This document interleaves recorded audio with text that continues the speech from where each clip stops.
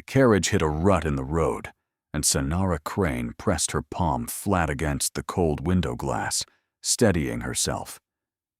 Outside, the moors rolled past in shades of gray and white, the first real snow of winter settling across the heath like a burial cloth. Across from her, Lord Aldrich Fenmore had not looked up from his correspondence in 40 minutes. She had counted. She had nothing else to do. "You don't have to do this," she said quietly. "Ride with me, I mean. You could have sent a footman." He signed the bottom of a letter with the precise, unhurried stroke of a man who had never once acted in haste. "My sister asked me to see you safely to the crossroads. I honor my commitments." There it was. Honor. His single most exhausting virtue. "I'm perfectly capable of traveling alone. In November, on the northern moors." He folded the letter. "Certainly."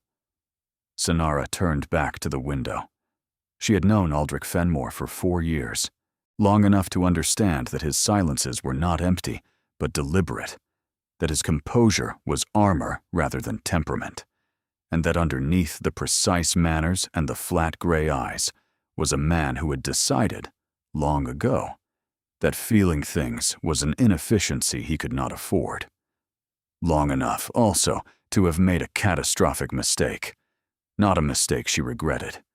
That was the honest truth she could not say aloud to anyone, perhaps not even to herself in daylight. What had happened between them had not felt like a mistake while it was happening. It had felt, with a clarity she had no precedent for, like the one true thing in a life full of carefully maintained performances. She had told herself that was enough, that stolen moments and unspoken understandings were sufficient for a woman in her position. She had been wrong. She was paying for it now, in the most permanent way imaginable. She pressed her fingers against her stomach. Just for a moment, just to remind herself it was real. 14 weeks. She had counted those too. She had been going to tell him.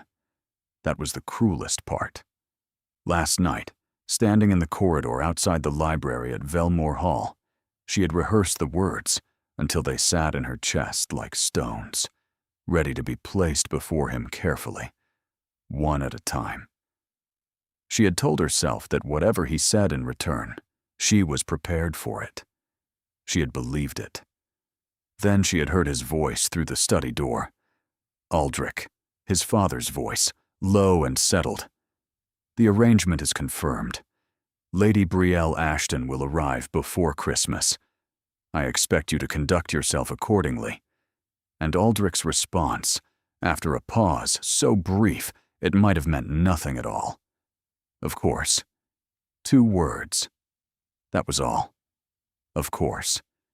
As if he were confirming a dinner reservation rather than agreeing to marry another woman, while Sonara stood 14 weeks along with his child in a corridor 12 feet away. She had not knocked. She had not gone in.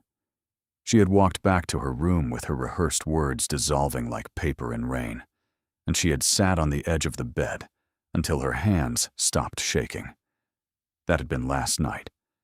This morning, she had accepted Lady Marin's suggestion that Aldrich could see her as far as the crossroads, because refusing would have required an explanation she did not have the strength to construct. A mistake, clearly. "You're quiet," he said. "I'm always quiet." "You're never quiet." He looked up then, and she made herself hold his gaze. Those gray eyes, steady and impenetrable, reading her face the way he read everything, as if it were a document that might contain useful information. "What's wrong?" "Nothing is wrong." "Sonara." She hated the way he said her name, not tenderly, precisely, like he was identifying something. "I'm tired," she said. "It was a long visit." He studied her a moment longer than was comfortable, then returned to his letters. "We'll be at the crossroads in 2 hours. You can rest on the post coach." 2 hours. She could endure 2 hours. Outside, the snow thickened. She watched it accumulate on the window ledge, watched the road ahead dissolve into white, and told herself she was composed, that she was fine, that she had made her decision already in that corridor last night, and all she had to do now was execute it quietly and disappear before anyone understood what she was carrying away with her. Then the carriage lurched hard to the left. Sonara grabbed the door handle. Aldrich's letters scattered. The vehicle tilted at a wrong angle, wheels grinding against something that gave way beneath them, and they were stopped at a crooked angle in the middle of the road, with one wheel sunk to the axle in a ditch hidden beneath fresh snow. Aldrich was outside before she had fully registered that they had stopped. She heard him speaking to the coachman in clipped, controlled tones.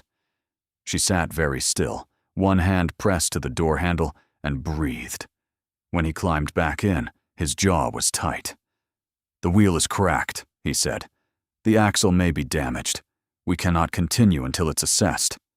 "How long?" "There is an inn a mile east. We'll shelter there while the coachman arranges repairs." Of course there was an inn. Of course there was a storm, and a broken wheel, and a mile of snow-covered road, and no possible exit from this carriage, or this situation, or the conversation she had not yet had. Of course there was. She almost laughed. "Fine," she said instead. She had said that word more in the past 12 hours than in the previous 12 months combined. Fine. Fine. A word that meant nothing and allowed everything to continue exactly as it was. She was becoming an expert in it. The walk to the inn was miserable. Snow fell in earnest, wind cutting across the open moor with a spitefulness that felt personal. Aldrich walked beside her, one hand at her elbow, to steady her on the icy ground, and she let him because refusing would have required explaining why she no longer wanted him touching her, and that explanation was a door she could not open. Not yet. The salted lantern was small, worn, and blessedly warm. A fire blazed in the common room hearth. The smell of wood smoke and roasting meat settled over Sonara like a hand on the shoulder, and she stood in the doorway for a moment longer than was strictly necessary. The innkeeper was a broad woman with a no-nonsense expression who looked at them both, at the snow in their hair and the mud on their boots, and the general air of two people who had not chosen to be in each other's company, and said, "1 room left, single bed, 3 shillings. Sonara felt Aldrich go still beside her. "That will suffice," he said. "It will not," Sonara said, at exactly the same moment. The innkeeper raised an eyebrow. "I've got a farmer from the valley who'll take it if you don't." Aldrich looked at Sonara. She looked at him. "1 moment," he said to the innkeeper, and guided Sonara 2 steps away by the elbow, lowering his voice. "There is no rational alternative. The storm is worsening. The road is impassable. You cannot sleep in the common room." "I can." "You will not." His eyes were flat and certain. "I'll take the floor. You'll take the bed. We'll leave at first light." She wanted to tell him she already had one secret she was carrying out of this county, and did not need to acquire another. She wanted to say that sharing a room with him was the last thing on this earth she was capable of managing tonight. She wanted to say a great many things. Instead, she said, "Fine." The room was at the top of a narrow staircase, barely large enough for the bed, a single chair, and a washstand pressed against the wall. A window faced the moor. The fire had been recently lit, and was only now beginning to take hold, casting more shadow than warmth. Sonara set her bag on the floor and sat on the edge of the bed and stared at the fire and waited for the silence to either break or harden into something permanent. He removed his greatcoat and draped it over the chair and said nothing. She had been composed for 11 hours, 14 weeks, 4 years. She was not composed anymore. "I heard your father last night," she said. He turned. Through the study door. She kept her voice level. "The arrangement with Lady Brielle Ashton." Something moved behind his eyes. Not guilt, not quite. That conversation was private. I'm aware. I didn't intend to overhear it. She looked at her hands. I was coming to find you. I had something to tell you. A pause that lasted exactly too long. I didn't, in the end. Senara. Don't. She stood. Don't say my name like that, as if it's a problem you're calculating how to solve. I'm not asking you for anything. I'm not making accusations. I simply thought you should know that I heard. And what exactly do you believe you heard? That you have agreed to marry her. The fire crackled. He was quiet for long enough that the quiet itself became an answer. It is the appropriate match, he said at last. She laughed. She hadn't meant to. It came out sharp and brittle and not remotely like laughter. The appropriate match. My father's health is failing. The family requires stability. Lady Brielle's connections are... I don't care about her connections. Her voice did not shake. She was proud of that, at least. I care that 6 months ago you were... She stopped. Started again. I care that you allowed something to happen between us, that you apparently never intended to mean anything. His jaw tightened. I never made you any promise. No, you didn't. She turned away from him, toward the window, toward the dark and the storm. You were very careful about that. What would you have had me promise? We come from entirely different circumstances. My obligations were always going to take precedence. You understood that. Did I? You should have. She closed her eyes. There were 14 words sitting at the back of her teeth. 14 words that would rearrange everything, that would make his composed face do something she had never seen it do, that would take this entire cold, careful exchange and turn it into something neither of them could walk away from cleanly. She could feel them pressing forward, insistent, impossible to ignore. He has a right to know. That was the argument she had been making to herself for 3 weeks. Whatever else was true, whatever he felt or did not feel, whatever arrangement his father had made with the Ashton family, he had a right to know about his own child. She swallowed them back down like stones. Tell me something, she said instead. Those months, whatever was between us, did it mean nothing to you at all? The silence stretched and stretched and stretched. I never loved you, he said. 4 words. Quiet. Even.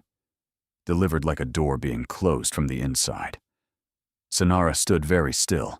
Then she turned, picked up her bag from the floor, placed it beside the door, and lay down on the bed, fully dressed, facing the wall. Then there is nothing more to say, she said. Good night, my lord. She did not sleep for a single hour of the night. She woke at 4 in the morning to absolute silence. The storm had stopped.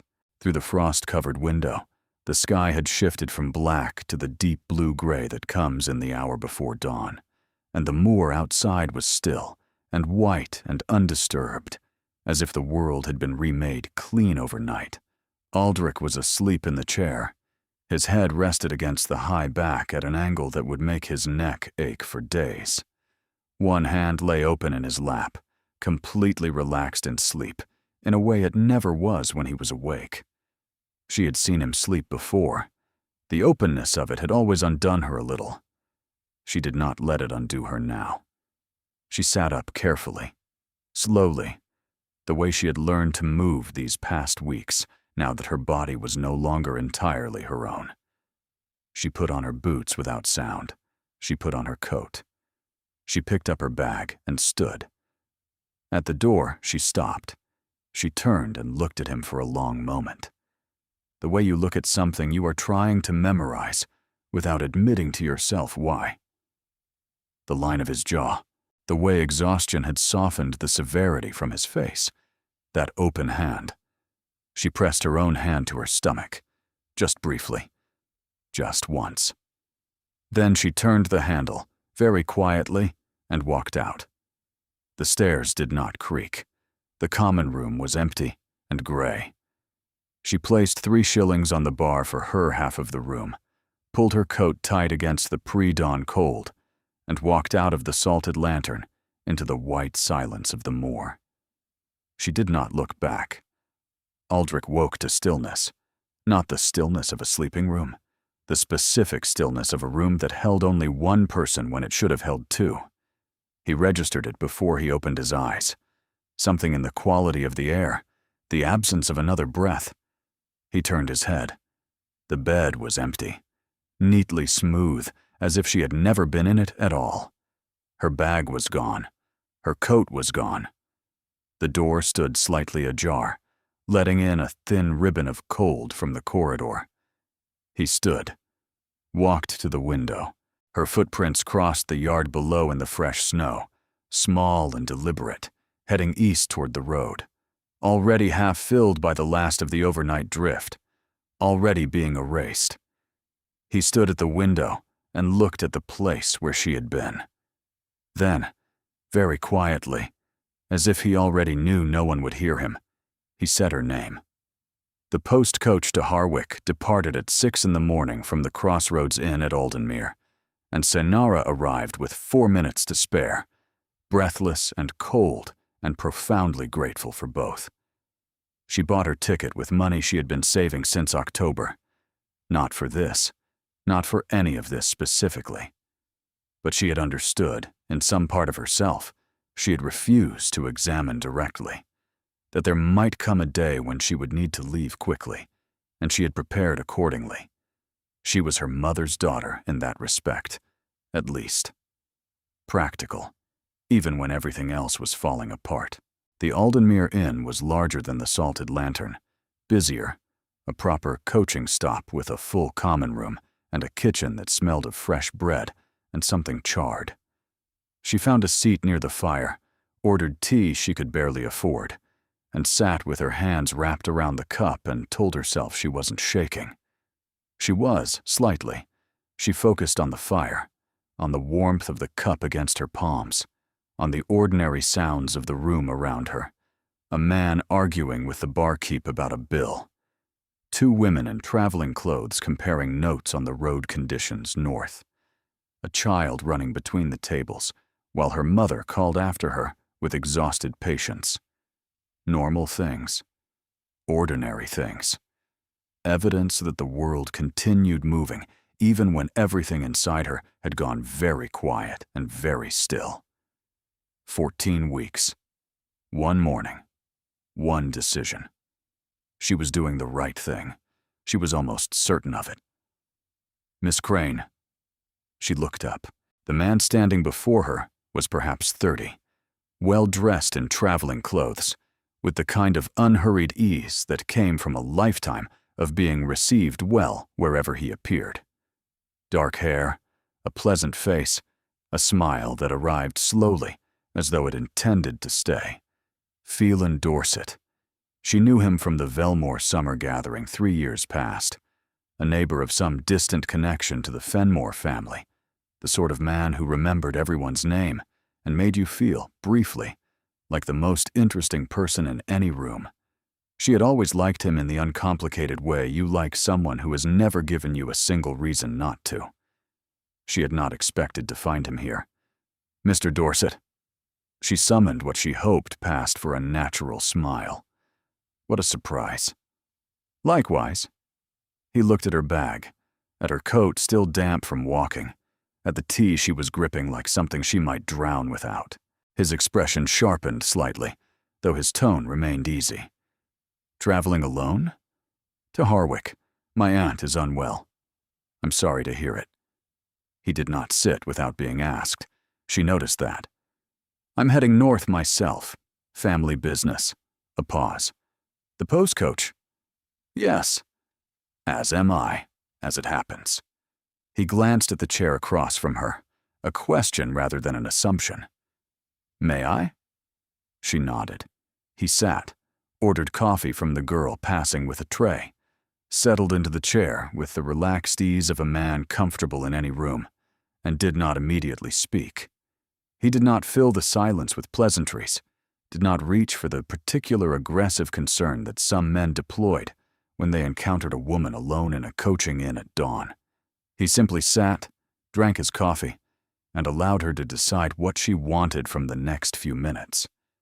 She found, faintly to her own surprise, that she did want something from them. "You were at Velmore this past season," she said, briefly. "September." He looked at her directly but without pressure. "You were there as Lady Marin's companion." "I was." He said nothing more, just waited. "And now I'm here," she added, not entirely sure why. "And now you're here," he agreed, with an inflection she could not quite read. Then, without warning, "Are you all right, Miss Crane?" The question was so plainly meant that she almost answered it honestly. Almost told him about a corridor and 2 words, and a hand pressed to her stomach in a cold room at 4 in the morning. "I'm perfectly well," she said, tired from the early start. "Of course." He accepted this without visible skepticism. Then, after a moment, "I drove past the Salted Lantern on the Harwick Road this morning, around 5 o'clock. I thought I saw someone walking alone on the moor in the dark." He lifted his coffee. "Probably mistaken." Sonara looked at him carefully. Phelan Dorset looked back with an expression that was pleasant and entirely unreadable. "If it had been someone you recognized," she said slowly, "what would you have done?" "Offered them a seat in my carriage," he said simply. It was barely above freezing, and the road had ice on it. She was quiet. "The post coach is adequate," she said. "The post coach," he replied, "is a wooden box with a draft from the left window and 6 strangers who will talk about the road conditions for the entire journey to Harwick." He said it without urgency, without leaning forward, without any of the pressure that would have made her refuse immediately. "My carriage has a brazier and a lap rug, and no one in it but my man Crew, who does not speak before noon, as a matter of personal principle. The offer stands if you want it. No conditions attached." Outside, the post-coach driver had begun calling the first boarding. Sonara looked at the door, then back at Phelan Dorset, with his quiet offer and his careful eyes, and the particular stillness of a man who was certain enough of himself not to push. She thought about Aldrich at the window of the Salted Lantern, whether he was standing there still, whether he had woken at all, whether the man who had said, "I never loved you" in that quiet, even voice had felt anything at all when he found the bed empty and her gone. "Thank you," she said. She stood and gathered her bag. "I'll take the post coach." She walked to the door without looking back. She did not allow herself to wonder whether the expression on Phelan Dorset's face was relief or calculation, or something else entirely. She could not afford to find out. Not yet. The post-coach arrived at Harwick at 2:30 in the afternoon, and Sonara spent the first 20 minutes pretending she did not know what to do next. She had a plan. She had been building it in pieces for the past 3 weeks, adding details the way you furnish a room you hope never to need. The name of a solicitor in Edinburgh, who owed her late father a favor, an aunt in the Scottish borders, who had always had more sympathy than judgment, and a passage on a coastal packet from Whitby that departed on the first Thursday of each month. Today was Tuesday. She had 2 days. 2 days to reach Whitby. 2 days to disappear entirely. She was standing in the Harwick coaching yard trying to remember if Whitby was northeast or northwest when she heard his voice. "Miss Crane." She turned slowly, the way you turn when some part of you already knows. Aldrich Fenmore stood at the entrance to the yard. He was not in a carriage. He was on horseback, his gray coat dark with damp, his hair flattened by snow that had not fully stopped falling. The horse beside him was blowing hard, flanks heaving with the particular exhaustion of an animal pushed faster than it should have been for longer than was wise. He had ridden, through the snow, through the dark, alone. She said nothing because there was nothing she could say that would not immediately give something away. You left without waking me, he said. He dismounted and handed the reins to a yard boy without looking at him, his eyes fixed entirely on her face. I left a note. You did not leave a note. She had meant to. She had written 3 drafts of it in her head during the walk to Aldenmere. She could not now recall a single word of any of them. Miss Crane. Phelan Dorset appeared at her elbow, with the uncanny timing she was beginning to suspect was entirely deliberate. He was carrying her bag, which she had set down when she turned and apparently forgotten.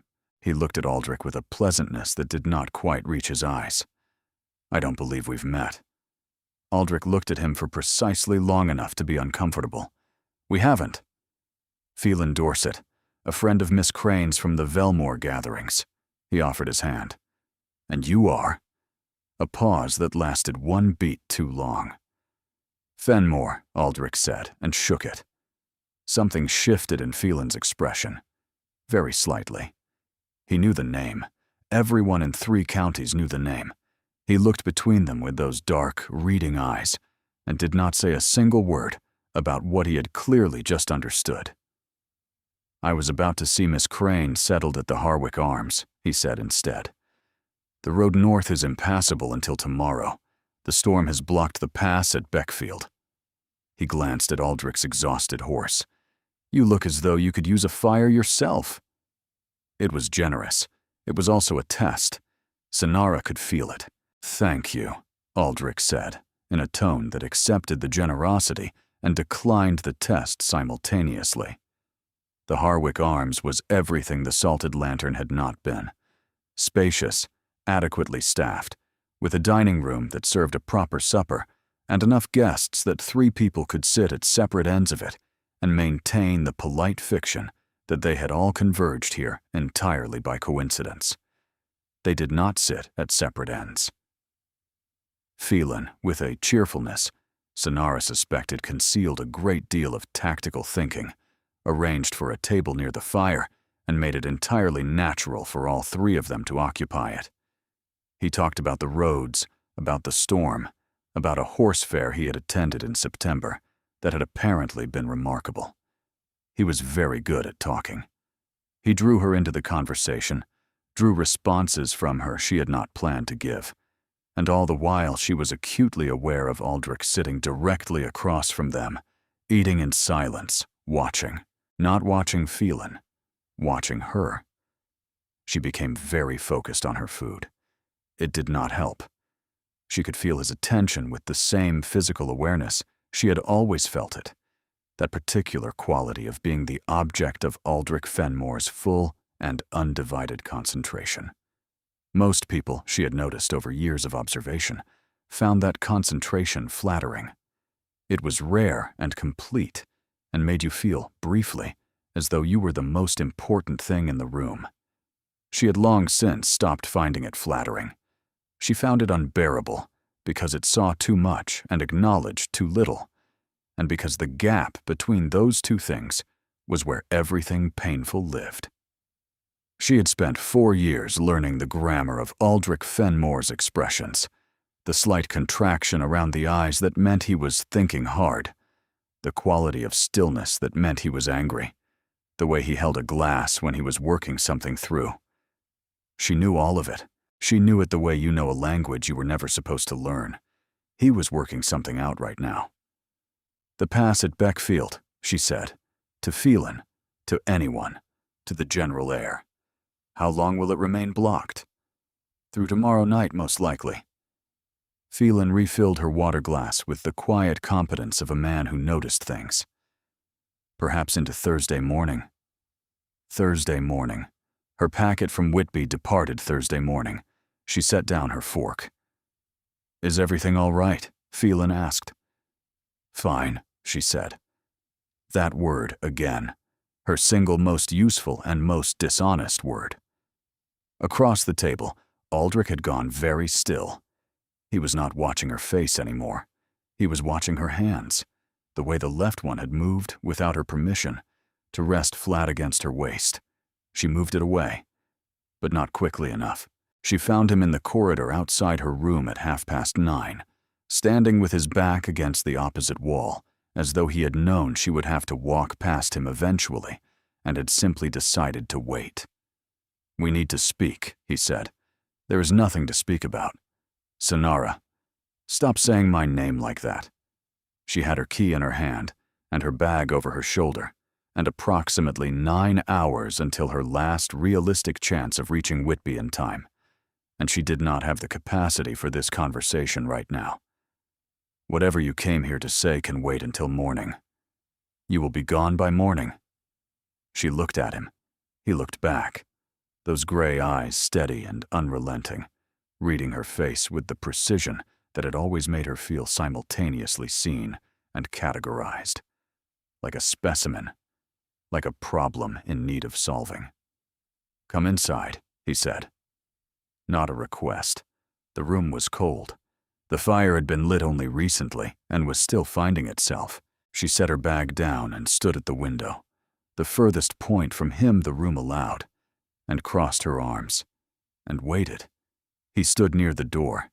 He had changed out of the damp coat, and his shirt still held the cold of the ride in it, that chill that settles into fabric and takes hours to leave. He looked exhausted, she realized, not in the polished way of a man who had had a long day, but in the deep, foundational way of someone running well below what they had available. She told herself it did not matter. "Where are you going?" he said. "My aunt is unwell. I told you. Your aunt in the Scottish borders has been in perfect health for 6 years. James Alderton saw her at a gathering in Edinburgh last month and wrote to say she looked better than she had in a decade." He paused. "I asked your brother before I left Velmore." She stared at him. "You spoke to Cormac?" "Briefly." His jaw was tight. He did not know where you had gone either. He was considerably less calm about it than I was. "Cormac." She closed her eyes. She had not written to Cormac yet. She had been going to do it from Whitby once she was safely on the water, and the decision was irrevocable. She had needed it to be irrevocable first. "I am leaving England," she said. The silence that followed was complete. She opened her eyes. He had not moved, not one visible muscle, but something had happened behind his expression, beneath the composed surface of it. Something that looked, for just a moment, like a man who had stepped onto ground that was no longer solid. "Why?" he said. One word. Very quiet. "Because I have reasons." She turned toward the window. "Because I have a life to build, and I cannot build it here anymore. Because staying is not possible." She stopped. The 14 words were there again. Right there, pressing against the back of her teeth. She swallowed them back. "I'm asking you to accept that. Because of what I said." She said nothing. "Sonara, if what I said last night is the reason, you said exactly what you meant." She turned back to face him, and she was proud, genuinely proud, of how level her voice remained. "That is the one thing I will not hold against you. You were honest. I would take honest cruelty over a kind lie every single time." She picked up her bag. "I have passage booked on a packet from Whitby to Leith. From Leith I will make my own arrangements. I am asking you not to tell Cormac until I have written to him myself." She moved toward the door. His hand closed around her wrist. Not hard, just certain. "Don't," he said. She looked at his hand, then at his face, and despite everything, despite 4 years and 14 weeks and 4 words that had hollowed her out like a struck bell, she felt exactly what she always felt when he was close to her. That impossible, devastating awareness that this was the person she had quietly organized herself around for longer than was sensible or safe. She pulled her wrist free gently. The way you remove something that should not be held, rather than something you want to escape. Then she walked out and closed the door. In her room, alone, with the door locked, and the fire finally beginning to offer something real, she sat on the edge of the bed and did what she had not allowed herself to do since the corridor outside the library at Velmore Hall. She pressed both hands to her stomach, and she cried. Not composedly. Not quietly. The kind of crying that happens when you have carried something beyond the limit of what a person can carry, and your body simply refuses the task any further. She cried until there was nothing left. Then she washed her face with cold water, sat up straight, and told herself firmly that it was the last time. She was not entirely certain she believed it. She did not leave the next morning. This was not a decision so much as a fact that accumulated around her overnight, quietly and without announcement, until it was simply true. The pass at Beckfield remained blocked. The coastal road to Whitby was impassable until at least midday. Her packet departed at dawn on Thursday, and there was no route that could get her there in time, and the next sailing was a full week away. 1 week.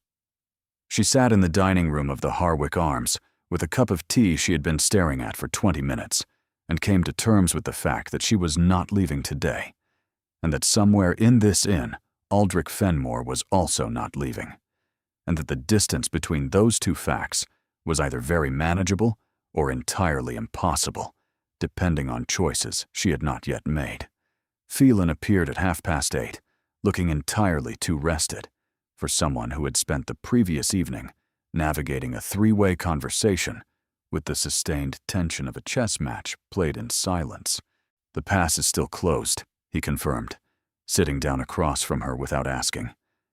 He had stopped asking after the second day. She had stopped minding. Through tomorrow, at the earliest, according to the innkeeper. Ice on the upper road. I know. He poured himself coffee, looked at her with those careful dark eyes. How are you? Fine. You have used that word in my hearing 5 times now, and it has meant something different on each occasion. He said it without reproach, simply as an observation. I'm not going to ask what is wrong. I'm going to tell you that I have a sister in Edinburgh, with more rooms than she needs, and very little interest in other people's arrangements, and that if you needed somewhere to stay for a week or a month, I could see to it without anyone needing to know a single detail. Sonara looked at him for a long moment. Phelan Dorset was either entirely well-intentioned or exceptionally skilled at appearing so. She had not yet determined which, and the fact that she could not determine it told her more about her current state of mind than she was comfortable acknowledging. Why would you do that? She asked. Because I watched you leave a coaching inn before dawn, with one bag and an expression I have seen on my sister's face. He said it simply, without drama. And because I know what it looks like when a woman is carrying something, she should not have to carry alone. She wanted to ask what he thought he saw. She did not. Thank you, she said. I will consider it.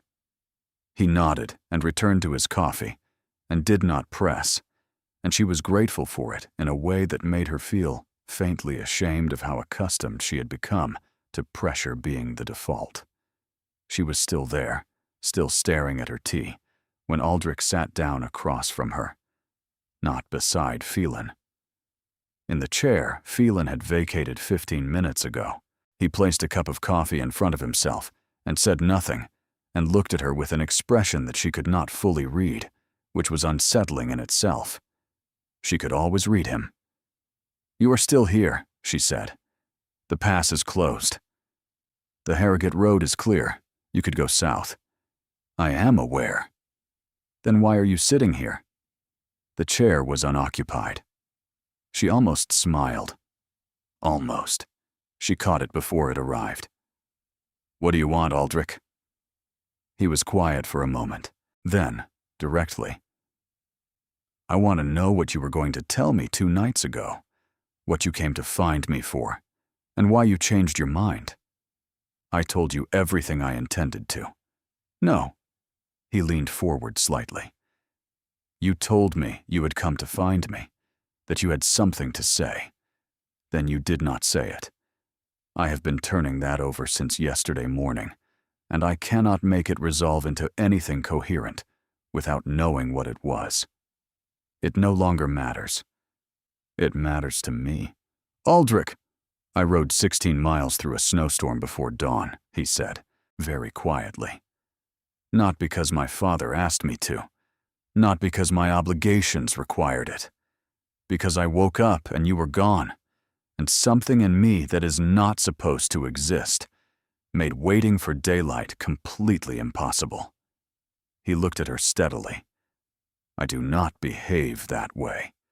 I have never behaved that way, and I think I am owed the courtesy of understanding what I rode 16 miles in the dark to understand. The dining room was warm and full, and nobody was paying them any attention whatsoever. She looked at her hands. The left one was in her lap. She was aware, with the precise and exhausting awareness that had shadowed her for weeks, of where it was resting.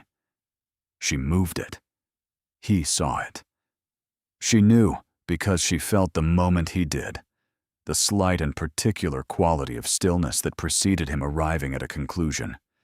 It was different from his thinking stillness. Deeper. More careful. She kept her eyes on the window. Snow was falling again beyond the glass, gentle and unhurried. 2 sparrows were fighting over something on the ledge outside. Normal things. Ordinary things. Evidence that the world continued in its ordinary fashion, regardless of what was happening at a table by the fire inside the Harwick Arms. "How you look," he said, very quietly, almost to himself. "You look like someone who is exhausted and frightened and working very hard to appear neither." The dining room felt distant. The other guests, the fire, the ordinary sounds of the morning, all of it seemed to be happening on the other side of glass. Senara, the softest she had ever heard him say her name, as though the word itself might break. "Are you carrying my child?" The silence expanded. She looked at the window, at the snow, at the 2 sparrows quarreling over something small and urgent. She thought about 14 weeks, and a corridor, and a packet to Leith. She thought about the solicitor in Edinburgh, and her aunt, who was apparently in excellent health. She thought about what it meant to answer, and what it meant not to. She thought about 4 words said in a quiet, even voice in a cold room 2 nights ago. She thought about 16 miles ridden alone before dawn. She did not know how to hold both those things at once. She had been trying for 2 days, and she was not getting any better at it. She said nothing. He exhaled. Slow and controlled. The breath of a man who had just received an answer without a single word being spoken.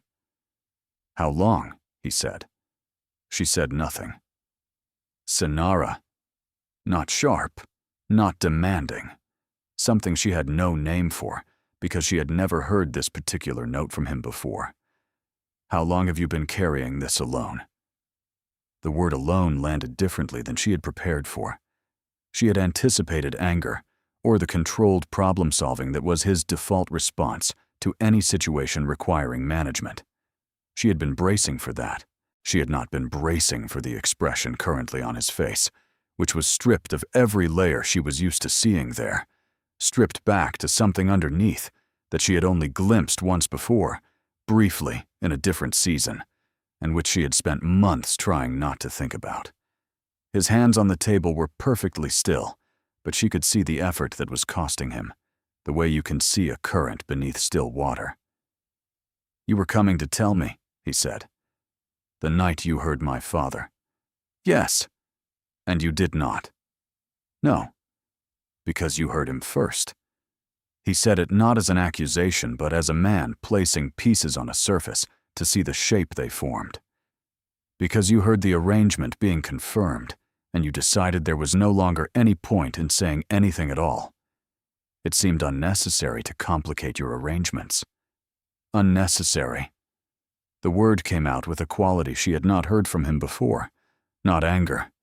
Something beneath anger, more fundamental. "You were carrying my child, and you decided informing me was an unnecessary complication. From where I was standing, where you were standing was a corridor outside my study, alone, with something that belonged to both of us, and you decided my convenience mattered more than the truth." He stopped himself, looked away briefly. When he looked back, his expression had been reassembled, but only partially, and underneath the composure, something was still unresolved, still moving. "That is not what I would have wanted. Whatever else is true, that is not what I would have wanted. You told me you never loved me. I know what I'd said. Then what would you have done?" Her voice came out sharper than she intended. "What exactly would you have done if I had knocked on that door and told you? Broken your father's arrangement? Chosen me over everything your family has spent 30 years building?" She shook her head. "I knew the answer before I asked the question. I was sparing us both." He was quiet for a long time. "You should have let me answer for myself," he said at last. "You had already answered. That was not—" He stopped. His jaw worked. He looked at her with an expression she could not deflect and could not dismiss.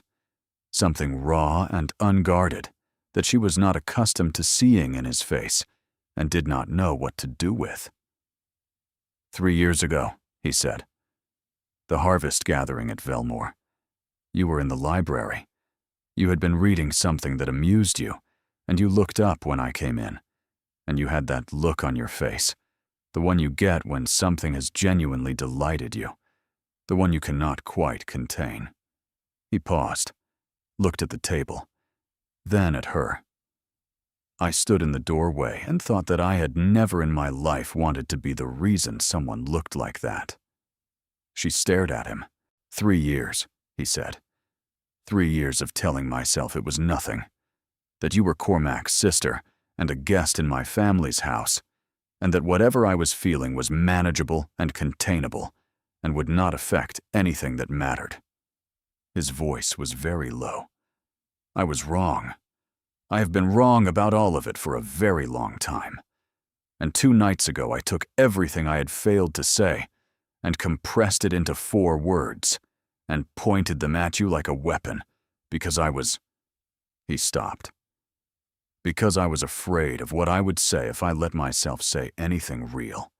And instead of nothing, I said the worst possible thing. And you were already carrying this. Alone." The word again. Alone. She was not going to cry. She had already cried once, and she had told herself that was the last time, and she intended to keep that promise to herself. She pressed her palms flat on the table.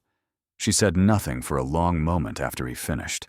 The dining room moved around them as it always had, indifferent and warm, full of people who had no idea that 2 people at a table by the fire were sitting in the wreckage of 3 years of silence and trying to work out if anything could be built from it.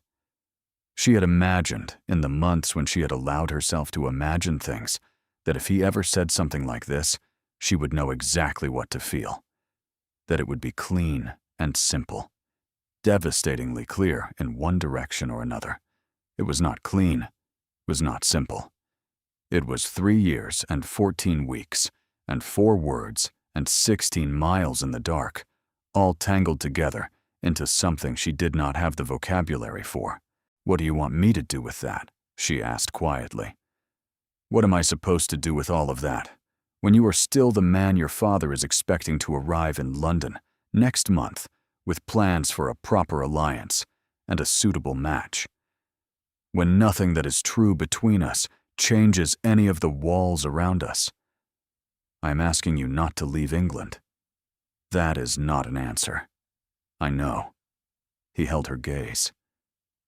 "I'm asking you not to leave England while I work out how to give you one that is worthy of what you are carrying."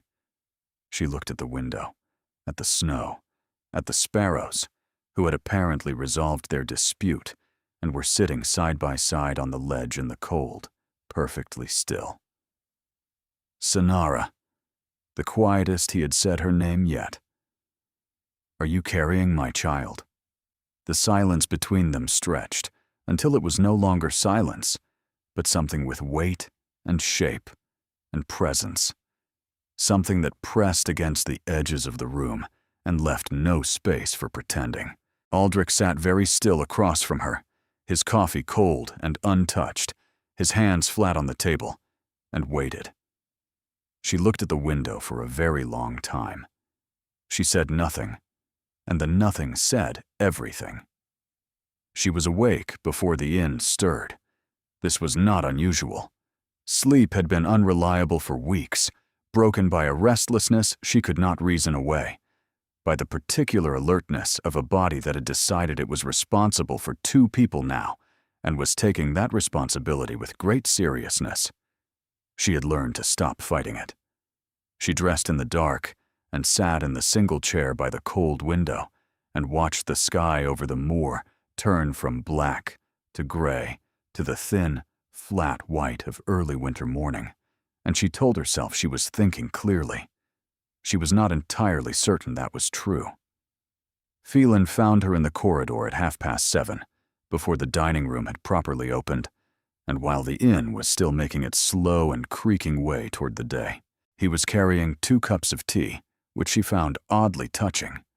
He held one out and she took it, and they stood in the corridor in companionable silence for a moment, the way people stand who have moved past the stage of needing to fill every gap with words.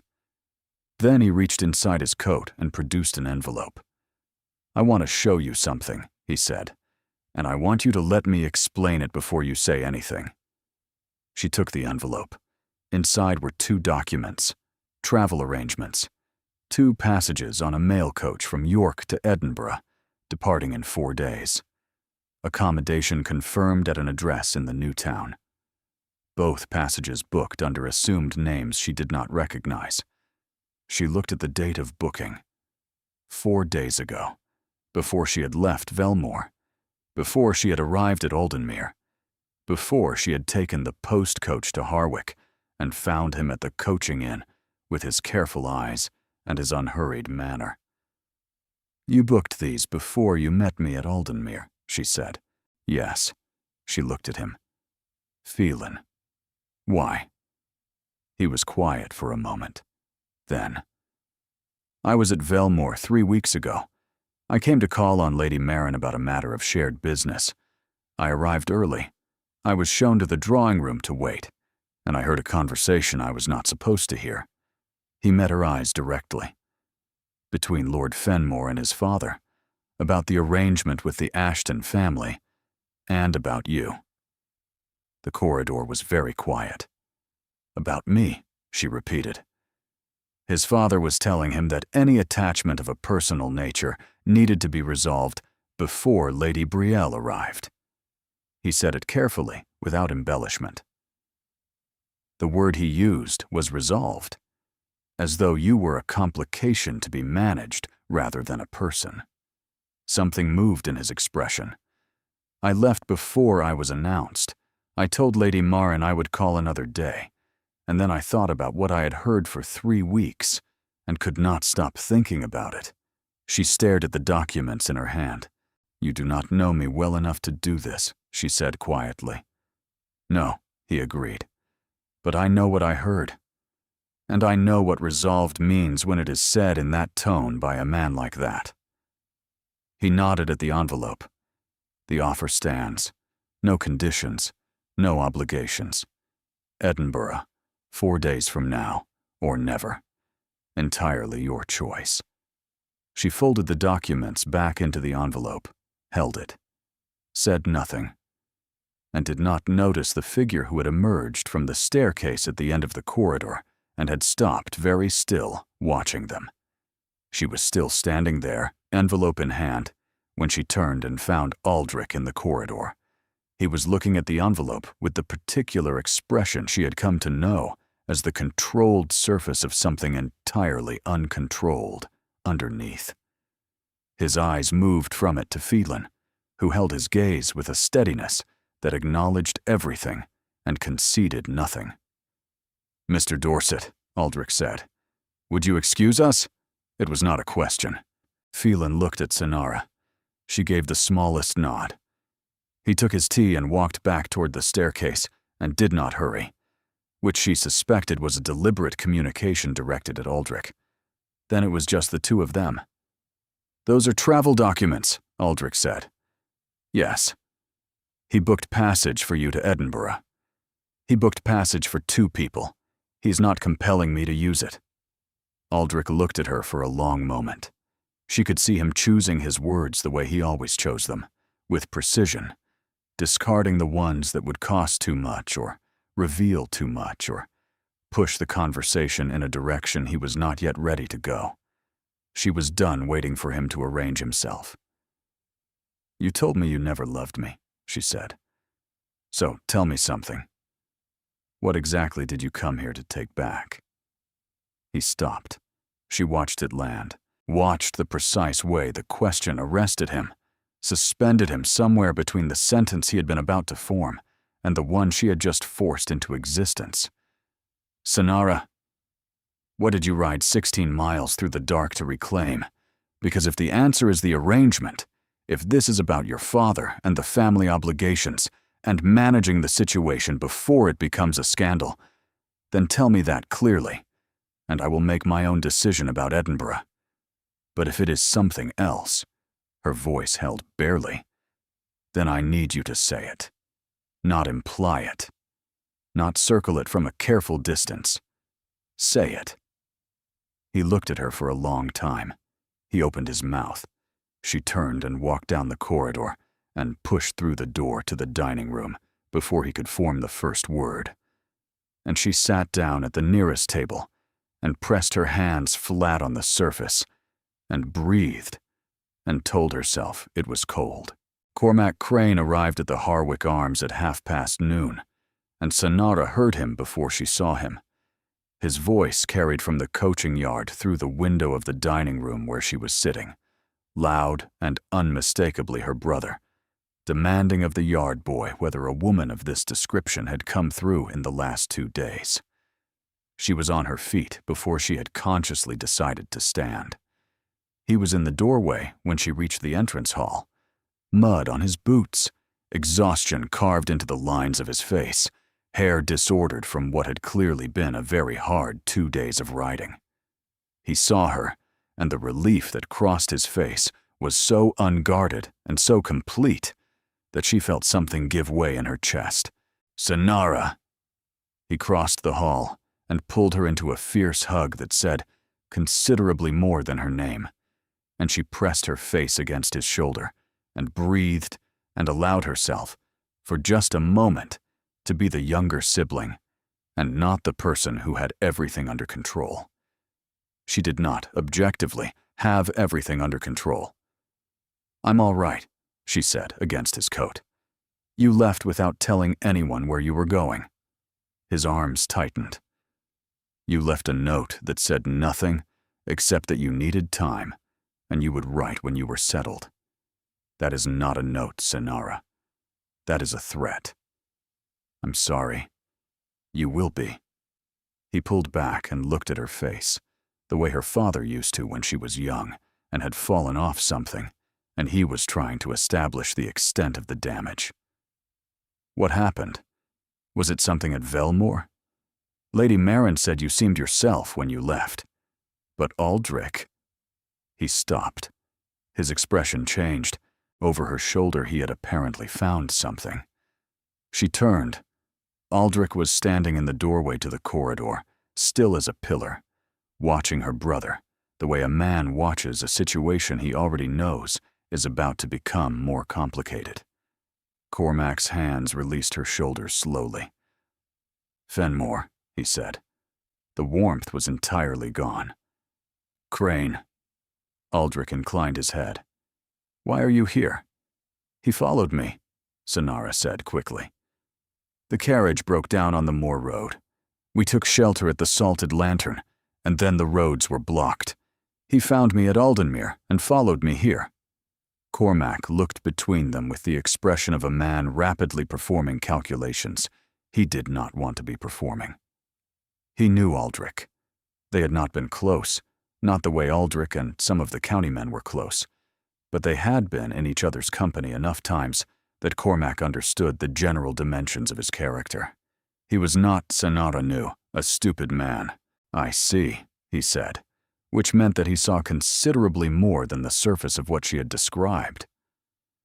"Perhaps," Aldrich said quietly, "we should speak privately." "Perhaps we should," Cormac agreed, and the pleasantness in his voice had the temperature of standing water in January. They went to the small sitting room off the entrance hall. Senara followed, and neither of them told her not to. Cormac sat. Aldrich stood. Senara stood by the window and looked at the yard outside and let her brother ask the first question. "The arrangement with the Ashton family," Cormac said. "I heard 2 weeks ago that it had been quietly broken off. I did not connect it to anything at the time. I am connecting it now." He looked at Aldrich directly. "Was my sister the reason?" Aldrich did not look away. "Yes." Cormac was quiet for a moment. "How long?" "Longer than was appropriate. I handled it badly from the beginning, and I am not going to pretend otherwise." "No," Cormac said, with a precision that was almost admiring. "You are not going to pretend otherwise with me." He sat forward. "I am going to tell you what I know, and I am going to ask you something, and I need a plain answer from you. Not a managed answer. Not an answer that protects your family's interests, or your father's arrangements, or your own considerable reputation. A plain one." Aldrich held his gaze without flinching. "All right. I know the Ashton arrangement is broken. I know you broke it. I know my sister left Velmore before dawn on a November morning carrying one bag. And I know you followed her on horseback through a snowstorm, alone, without a footman or a message or any indication that you were coming." He paused. "And I know that you have been in my family's orbit for 4 years, and that during those 4 years there have been moments, several of them, that I catalogued and set aside because you were always perfectly correct in your behavior, and there was nothing I could point to and say that is wrong. But I knew. Brothers generally do." He looked at Aldrich steadily. "What are your intentions toward my sister?" Senara turned from the window. Aldrich looked at her, not at Cormac, when he answered. "To marry her," he said, "if she will have me, and to spend whatever time it takes between now and that moment, persuading her that I am worth the considerable inconvenience." The room was very quiet. Cormac looked at his sister. She looked at Aldrich. Aldrich looked at her with an expression that held no performance in it at all, nothing calculated or managed or carefully arranged.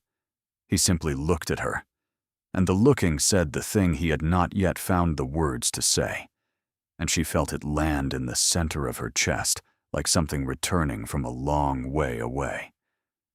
"There is something else," she said. Her voice was steady. "Something Cormac needs to know. Something that changes the nature of this conversation considerably." Her brother's eyes moved to her slowly. "I'm going to tell him," she said, to Aldrich, to herself, to the room in general. "And I'm going to tell you properly. Later. Privately. But Cormac needs to know first." Aldrich nodded. Once. Quietly. She turned to her brother. "Let him leave us for a moment," she said. "And then, sit down."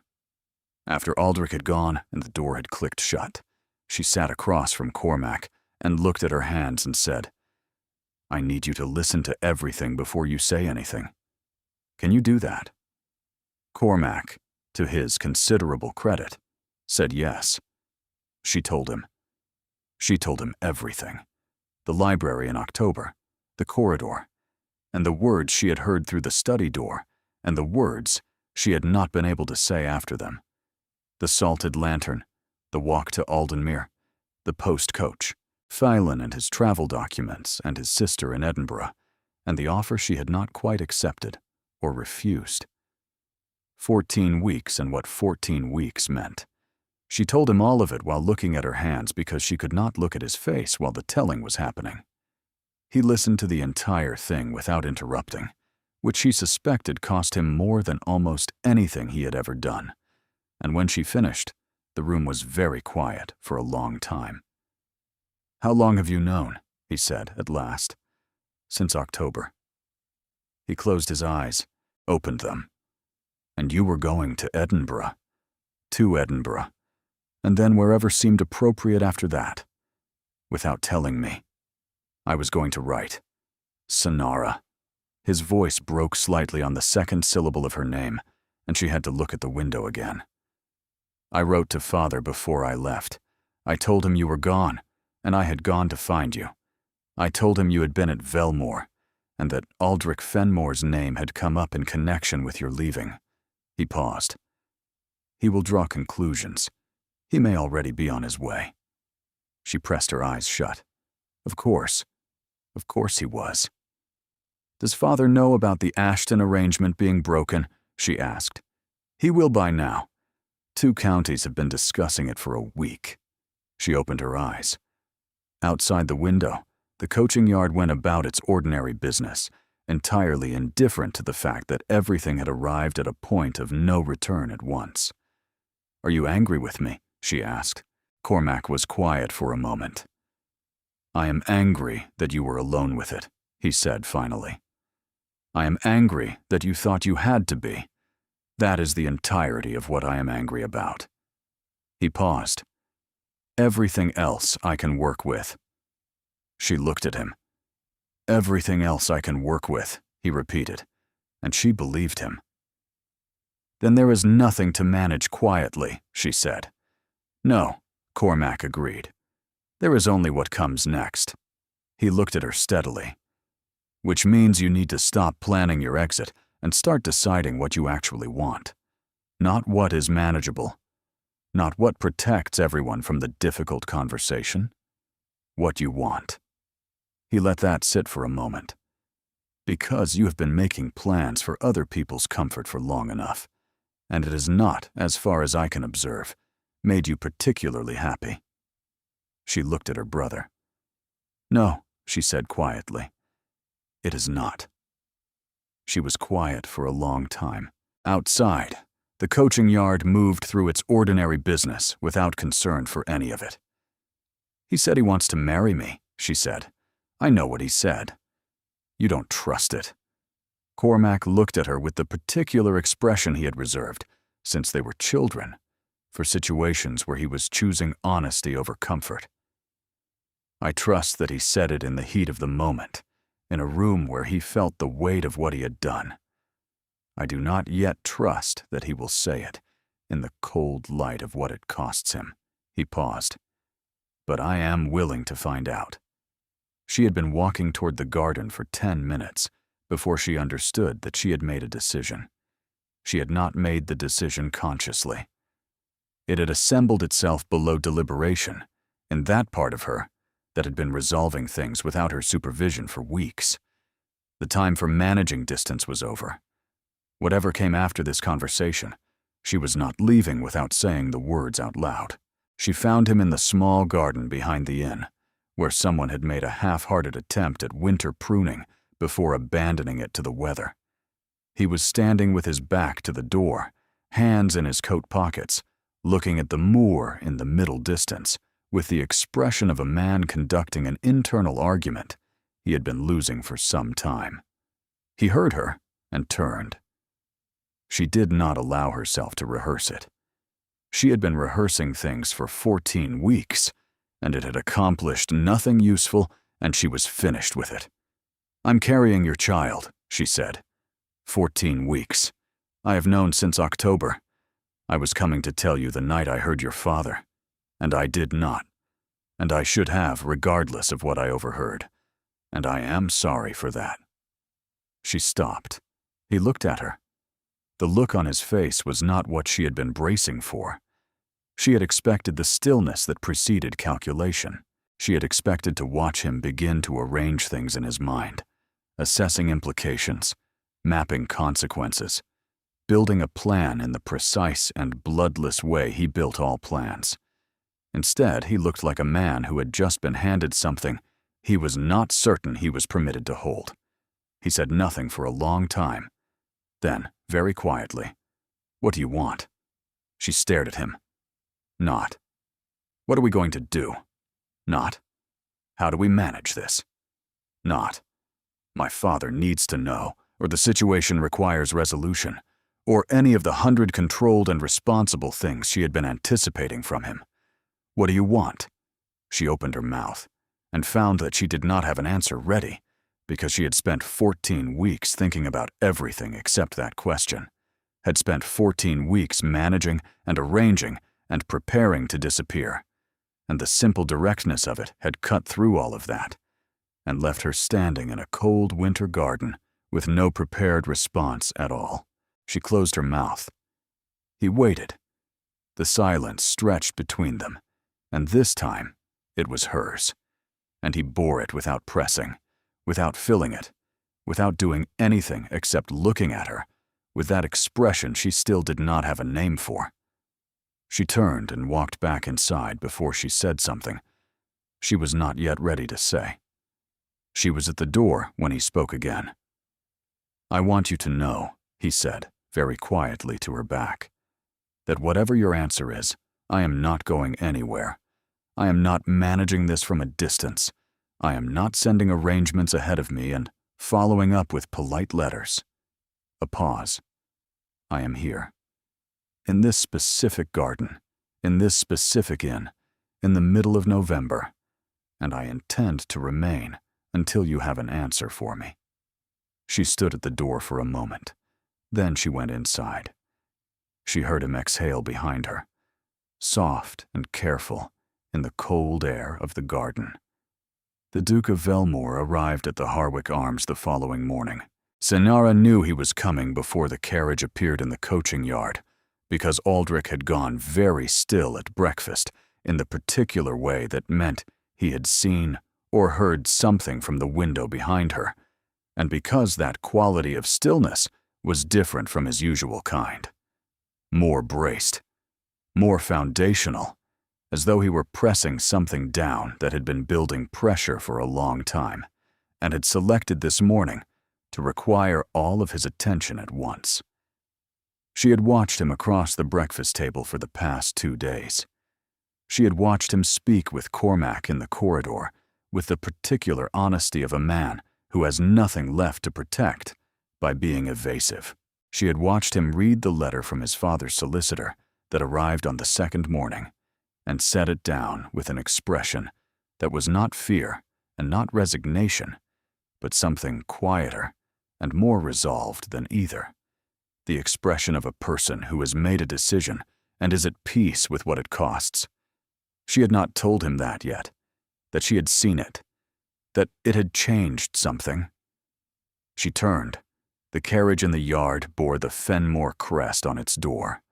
The Duke was a tall man, older than she had imagined from Aldrich's descriptions of him, which had been sparse and precise and stripped of feeling in the way that descriptions of painful things often are. He moved through the inn's entrance hall with the automatic authority of a man who had never once in his life been required to wait, and he looked around the common room with an expression that managed to be simultaneously composed and deeply, architecturally displeased. His eyes found Aldrich first. Then they found her. She held his gaze for exactly as long as it took to establish that she wasn't going to be the one to look away first. And then she looked at Aldrich, and Aldrich was already standing. They went to the sitting room again. All of them, this time. Aldrich, his father, Senara, Cormac, who had positioned himself near the door with the crossed arms of a man prepared to remain until something was resolved. Phelan, to his credit, had vanished discreetly somewhere and had not reappeared. The Duke looked at his son for a long moment. "You ended the arrangement," he said, "without consulting me, without a word of warning to the Ashton family, without—" "Yes," Aldrich said, "you understand what that cost, what it continues to cost. Alderton has written to 3 families already. The Hargroves will not— I understand, Aldrich said. I am aware of every consequence. I have thought of little else for a week. His father looked at him with an expression Sonara could not read. Then explain to me, he said, with the cold precision of a man building a case, what you intend to offer this family that justifies the damage you have already done to ours. Silence. Aldrich looked at his father for a long moment. Then he looked at Sonara. She said nothing. She had told herself she would not intervene. This was his, and his alone. And if she spoke for him, or rescued him, or made it easier in any way, then neither of them would ever know if what he said was what he meant, or what the situation required. She looked at him steadily. Choose, she had said to him in the corridor, in the garden, in the dining room, in every look she had given him for the past 3 days. Not for duty, not for the family, for yourself. He looked back at her. Then he looked at his father. She is carrying my child, he said. She has been carrying it for 14 weeks, alone, because I said something to her that was neither true nor kind, and she believed it, and made arrangements to leave England, rather than tell me. He paused. The room was absolutely still. That is what I have done. That is the full account of it.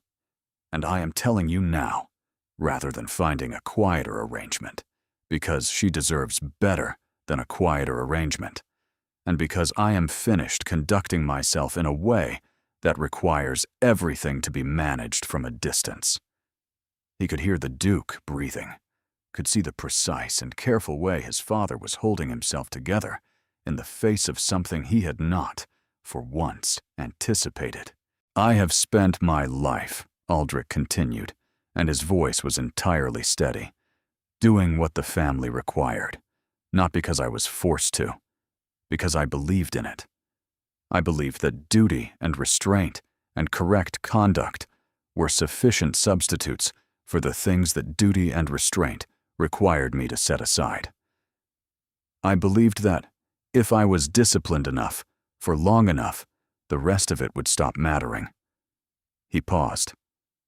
I was wrong. I have been wrong about that for 3 years, and the cost of being wrong was not paid by me.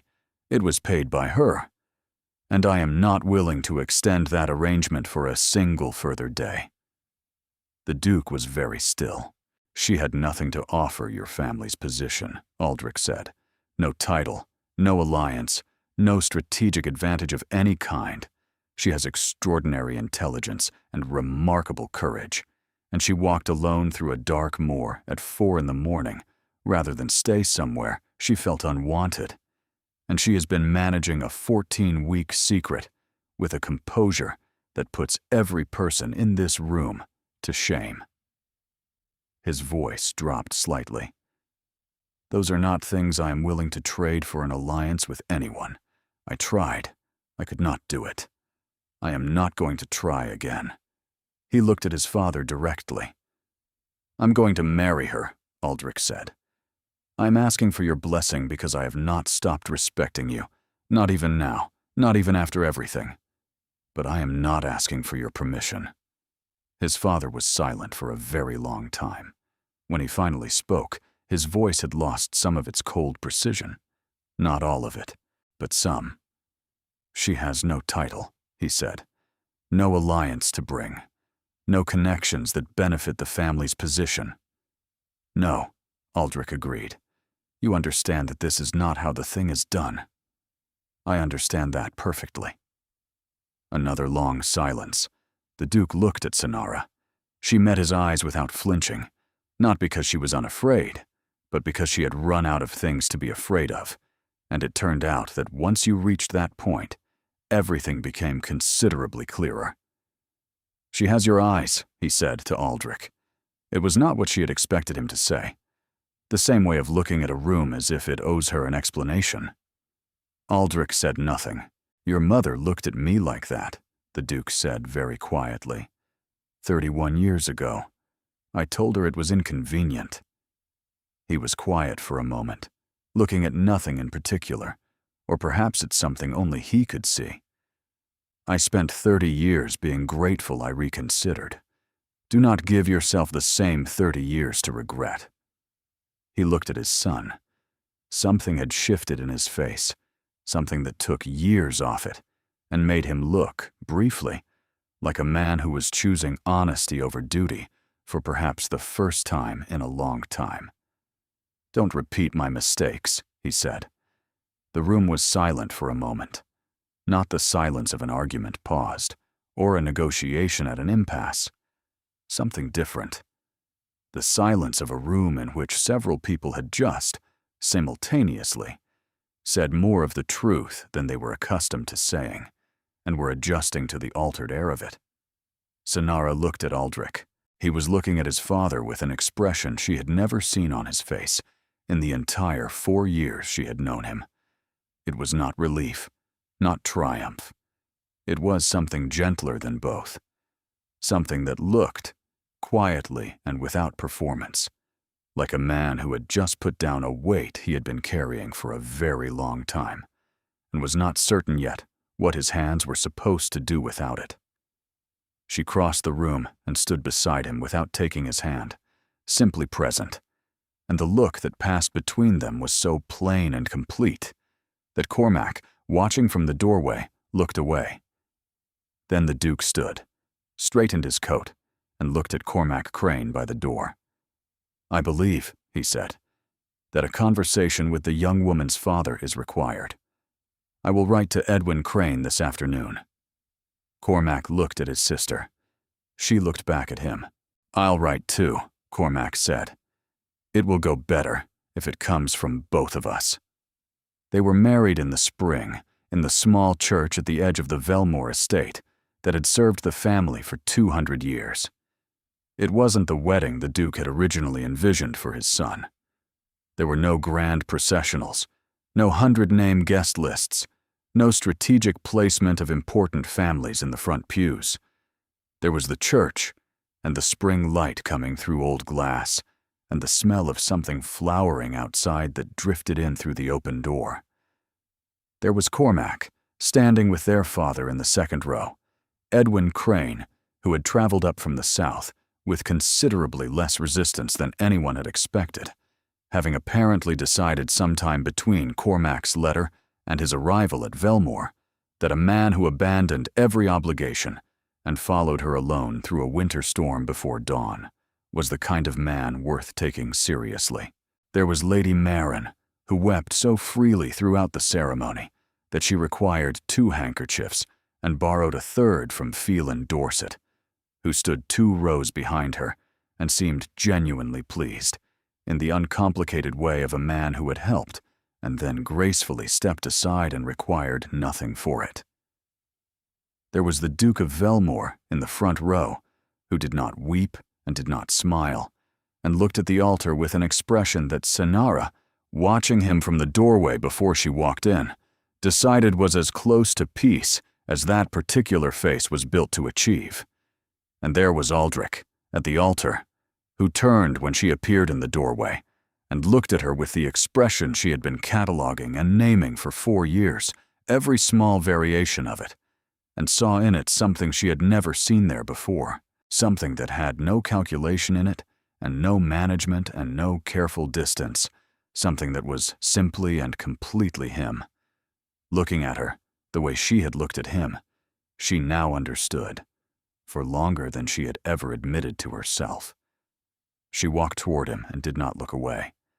The ceremony was brief, and the vows were old, and she said yes when she was asked, and he said yes when he was asked, and the spring light moved across the stone floor, and it was, she thought, exactly the right amount of simplicity for something that had been complicated for such a long time. The scandal, such as it was, lasted approximately 6 weeks, and then subsided under the combined weight of the Duke's public endorsement, Cormac Crane's well-regarded reputation in 2 counties, and the general consensus, arrived at gradually and without announcement, that a man who abandons a strategic alliance and rides alone through a snowstorm for a woman he loves is perhaps not the correct target for society's sustained disapproval. Phelan Dorset attended the wedding.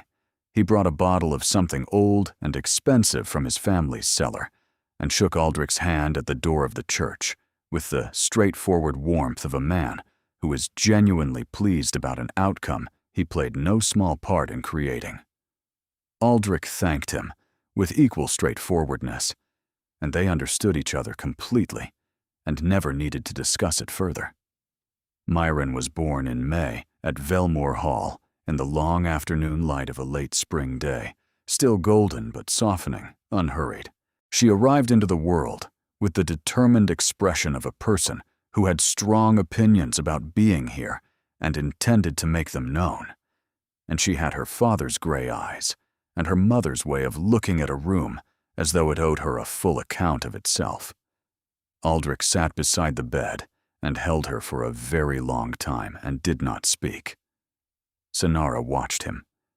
She had spent 4 years cataloging his expressions. She did not have a name for this one. It was new. It was something she had not seen before on his face or anyone else's, and she found that she had no desire to name it, only to observe it and remember it and keep it. He looked up eventually and found her watching him. "She is extraordinary," he said. "She has been here for 20 minutes. 20 minutes is sufficient time to form a clear assessment." He looked back down at Myron, who was regarding him with the same considered attention he was giving her. "She looks skeptical. She looks like you." "She looks skeptical," he repeated. But the corner of his mouth had moved in a way she recognized, and she felt something warm and settled move through her chest. 5 months after that, on an evening in October, when the moor outside the windows had gone copper and amber, and the fire had been lit for the first time since spring, Aldrich came to find her in the library. She was in the chair by the window. He sat in the one across from her, with the ease of a man who had been sitting in that chair regularly, and had come to think of it as his, which it had become, more or less, since they had arrived at Velmore in June. He looked at her for a moment in the firelight. "Do you remember what I said to you in the carriage?" he asked. She looked at him. "In November, on the moor road." His voice was quiet and direct, the way his voice had been, she realized, since the Harwick Arms, since he had stopped using it to manage distance between them. "What I said when you asked if it had meant anything." "I remember," she said. "I need you to know," he said, "that it was the single most dishonest thing I have ever said. And I have spent a year trying to understand why I said it. And the only answer I have arrived at is that I was standing in a cold room with the person I loved most in the world. And the truth of that was so much larger than anything I knew how to hold that I took it and I compressed it into the worst possible version of itself and aimed it at you like it was a weapon." The fire moved. Outside, the moor was going dark. "I know," she said softly. "I know you know." He leaned forward slightly. "I need you to hear me say it anyway, because you asked me once, in a corridor in an inn, what I had come to take back, and I did not answer you." He looked at her steadily. "I came to take back 4 words. I came to take back the year you spent believing them. I came to take back every morning you woke up alone with that secret, and every night you went to sleep with it, and every mile between Velmore and Oldenmere that you walked in the dark because of something I said." She said nothing. Her throat was too full for words. "I have loved you," he said, "since before I was honest enough to know it. Since a library and a laugh and the look on your face when something delights you. Since long before I deserved to. And I intend to spend whatever I have left of my life making that the loudest and most frequently demonstrated truth in your immediate vicinity." He paused. "Starting now, if you are amenable." She looked at him across the fire-lit room, the man who had said, "I never loved you," in a cold voice, in a cold room on a November night that felt like a very long time ago. The man who had ridden 16 miles alone through a snowstorm before dawn. The man who had stood in front of his father and said the thing that cost him everything and chosen it anyway. "I am amenable," she said. He smiled. The full, rare, warm one that she had been keeping a private inventory of since the Harwick Arms, adding to it each time it appeared, which was more often now than it had ever been. She crossed the room, and he stood to meet her, and they stood together in the firelight of the Velmore Library, while Myron slept upstairs, and the moor went dark outside, and the October wind moved across the heath the way it always had and always would, indifferent and patient, and carrying nothing but the smell of cold grass and distance. It was, she thought, exactly enough. It was, she thought, everything.